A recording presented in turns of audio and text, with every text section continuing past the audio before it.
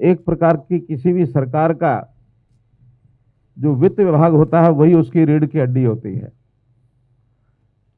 रीढ़ की हड्डी के बजाय अगर मैं कहूं तो जैसे रक्त धमनियों में बहता है और हृदय का काम होता है कि अगर रक्त चालू नहीं होगा तो शरीर काम नहीं करेगा।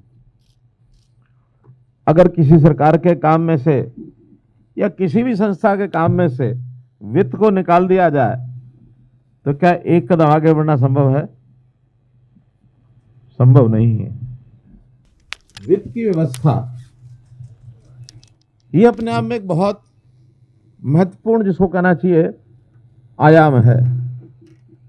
वित्त की व्यवस्था नहीं होगी तो चाहे व्यक्ति का जीवन हो, चाहे परिवार का जीवन हो, चाहे किसी का व्यापार हो, चाहे कोई कंपनी हो, चाहे कोई संस्था हो, चाहे सरकार हो, उसके फेल होने में देर नहीं लगती। तो जैसे एक व्यक्ति, एक परिवार, एक यानी बिजनेस का संस्थान, उसके लिए प्रबंधन अच्छा काम करता है तभी जीवन या यानी सफलता मिलती है, वैसे ही सरकार में होता है।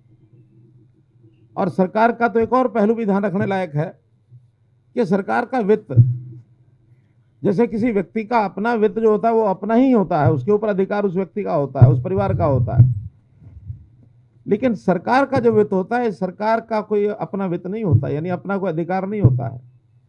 ये जनता का वित्त होता है। ये पैसा जनता से पाई पाई टैक्स के रूप में लिया जाता है, जनता की कंट्रीब्यूशन है। इसलिए हम सरकार के लोग तो उसके प्रहरी हैं, ट्रस्टी हैं। वित्त व्यवस्था का विषय कोई छोटा विषय नहीं है, बहुत बड़ा विषय है। इसमें ऑडिट भी होता है, उसमें लीकेज भी रोकनी होती है, उसमें प्लानिंग भी अच्छी बनानी होती है, उसमें रेवेन्यू भी ज़्यादा आना चाहिए, उसमें खर्च भी ज़्यादा होना चाहिए। लेकिन किस मद पर खर्च होना चाहिए ये भी रेवेन्यू डिपार्टमेंट इसको कंट्रोल करता है। तो मित्रों, आज के इस दिन मैं तो हमारा जो वित्त व्यवस्था का सारा विभाग है, अभी तक सेक्रेटरीट से ही संचालन होता था, लेकिन वहाँ यानी स्थान का भी अभाव है। और जैसे जैसे व्याप बढ़ता जा रहा है, तो ये बजट जो कभी 60-70 हज़ार करोड़ का होता था, अब वो 1.5 लाख करोड़ से ऊपर बजट हो चुका है। उसी हिसाब से उसके व्यवस्थाएं बढ़ती हैं, एम्प्लॉइज भी बढ़ते हैं, आयाम भी बढ़ते हैं।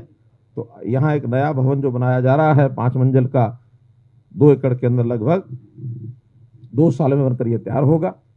और यहाँ एक अच्छी व्यवस्था, एक कंट्रोल सरकार की इस आर्थिक व्यवस्था के ऊपर बनेगा। इस विषय के साथ आपको इस भवन के बनने पर बहुत बहुत बधाई, बहुत बहुत शुभकामनाएं।